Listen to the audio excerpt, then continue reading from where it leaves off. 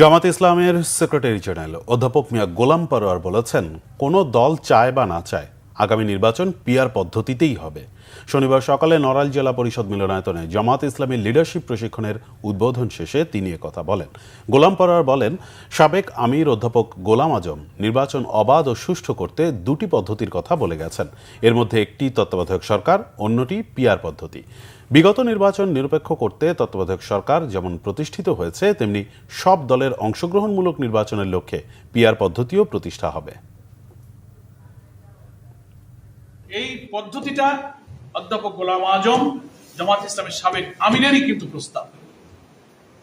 তারই ধারাবাহিকতায় আমরা যারা তার উত্তরসূরি, রাজনীতির এখনকার বাস্তবতায় আমরা আগামী নির্বাচনকে সামনে রেখে এই পিআর পদ্ধতিতে নির্বাচন দাবি করেছি।